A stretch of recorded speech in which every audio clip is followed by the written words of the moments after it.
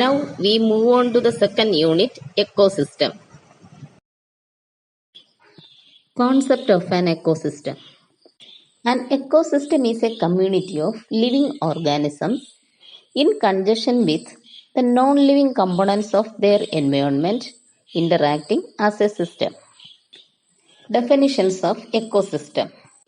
According to A.G. Tansley, ecosystem is the system resulting from the interactions of all the living and non-living factors of the environment.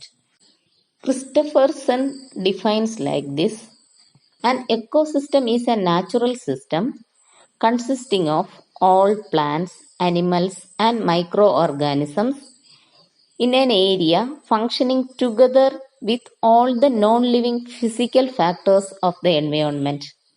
The ideology that every living organism is constantly involved in a number of correlations with other living elements which are a part of their environment where they survive is known as ecosystem.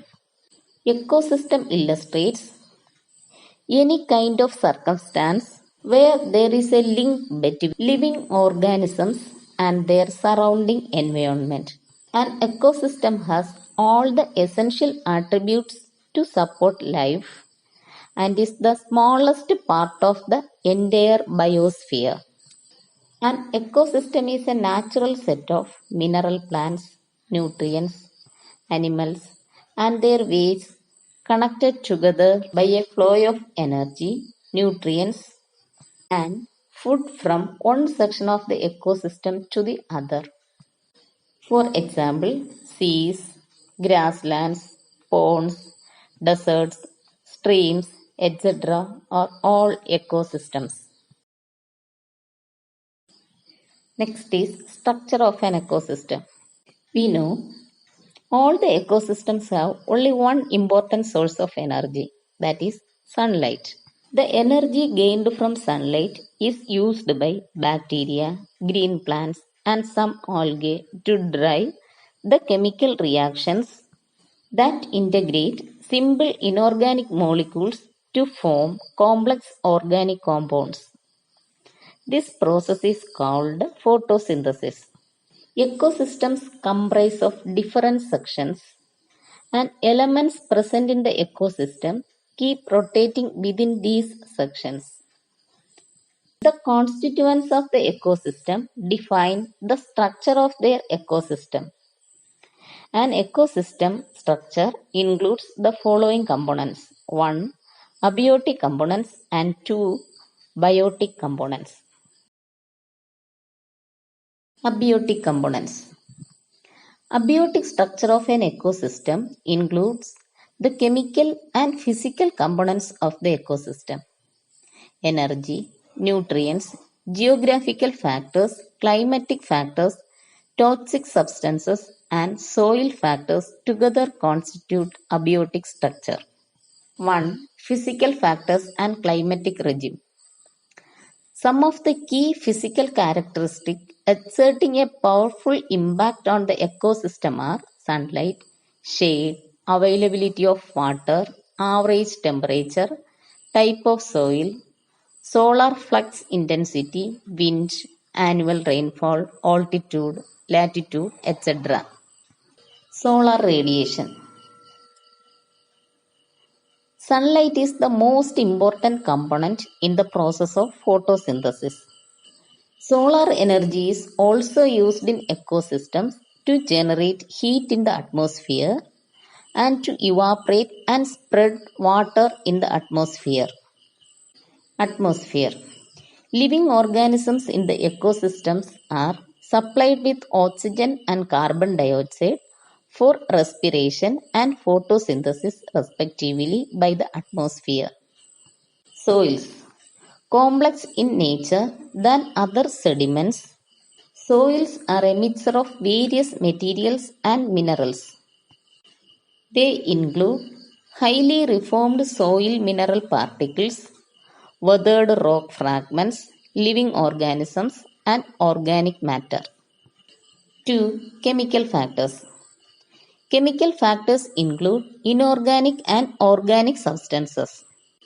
The important essential nutrients or inorganic substances such as oxygen, hydrogen, carbon, sulfur, potassium, nitrogen, and phosphorus are engaged in cycling of materials in the ecosystem.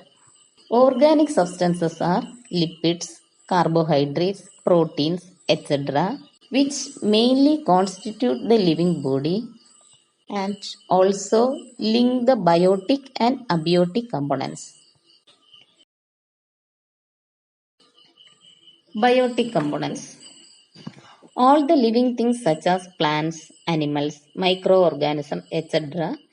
in an ecosystem are biotic components of the ecosystem. Waste from living things and dead organisms are also a part of biotic components. Biotic components are present even in those corners of earth where survival is very difficult.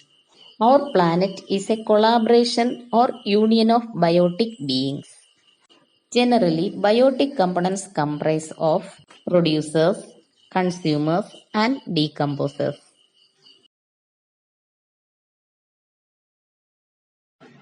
Producers. Organisms which can produce organic compounds are known as autotrophs or producers. Solar energy is converted into the chemical energy by means of organic substances like enzymes and inorganic substances like carbon dioxide and water by energy producers. These producers are mostly green plants, including grasses, trees, tiny phytoplankton, etc., and are autotrophic organisms, that is, self-nourishing organisms. Almost all the producers are green plants, which are capable of producing their own food through photosynthesis. These green plants have a green pigment known as chlorophyll, which converts solar energy. There are two types of autotrophs, namely photoautotrophs and chemoautotrophs. Photoautotrophs. Organisms which produce their own food through photosynthesis are called as photoautotrophs. They include algae, bacteria, green plants, etc. Chemoautotrophs. All of these are bacteria. They are even capable of making their own food. The only difference between photoautotrophs and chemoautotrophs is that they use different sources of energy. They use sources of energy and carbon dioxide distinct from the ones used by photoautotrophs. 2. Consumers or heterotrophs. Heterotrophs are called as consumers in the ecosystem. These consumers are not able to produce their own food and therefore gather their food from the surroundings. Heterotrophs are completely relied upon organisms such as green plants, algae, bacteria, etc., which are self-sufficient in producing food. They utilize an organic carbon source to fulfill their energy requirements. Fungi, some protoctics, animals, etc. are examples of heterotrophs. Consumers can be categorized into three types. 1. Primary consumers. Primary consumers are herbivorous who get their energy by consuming the producers directly.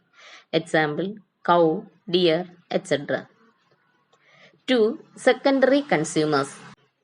Animals who consume primary consumers are called as secondary consumers.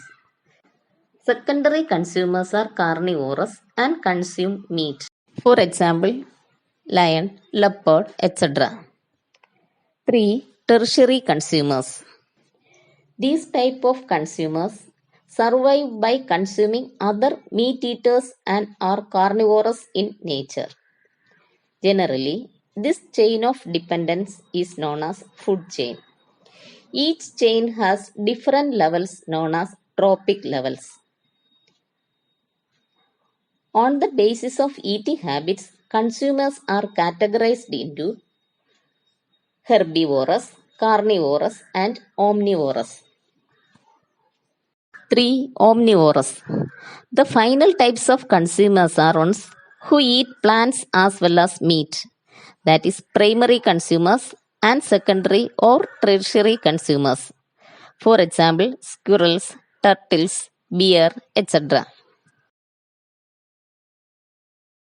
3. Decomposers. Organisms which break down or chemically decompose deceased or decaying organisms are known as decomposers. While doing so, they perform a natural process called as decomposition.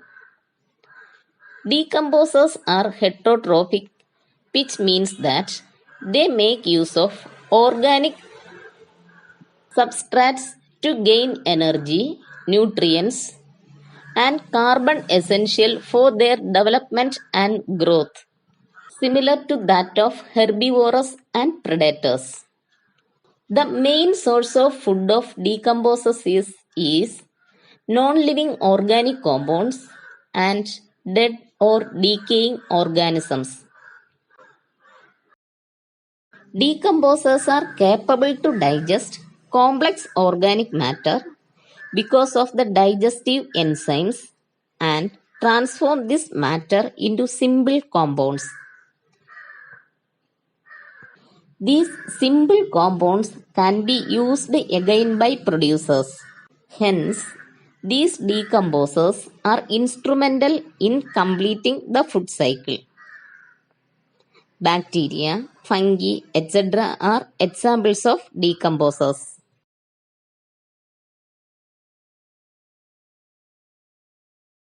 Next is functions of an ecosystem.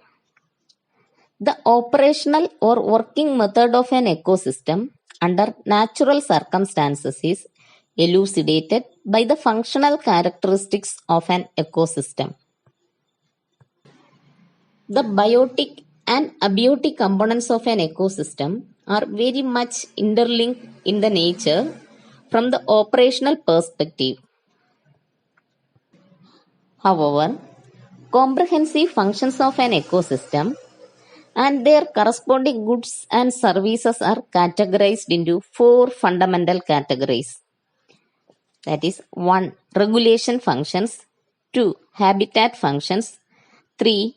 Production functions, and 4. Information functions. 1. Regulation functions.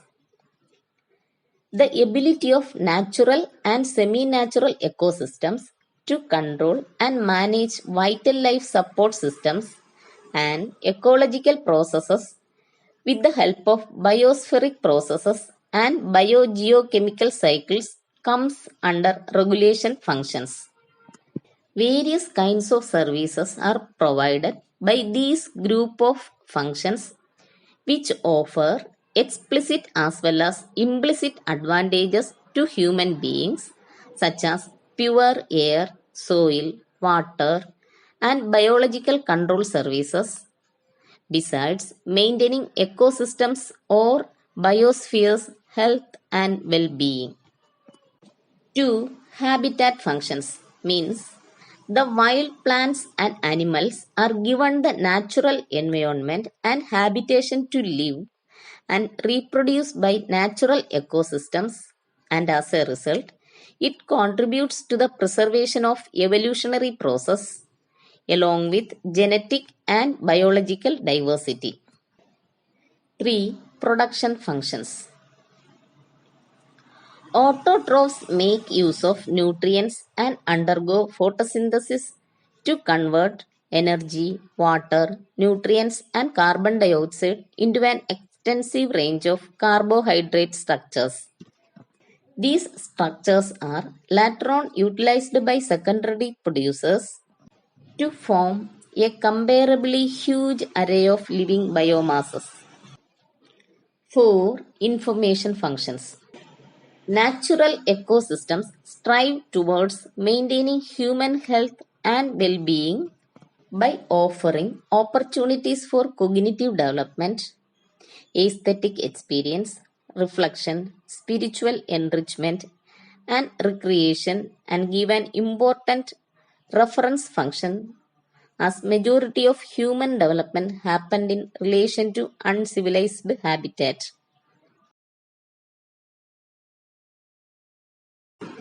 Thank you.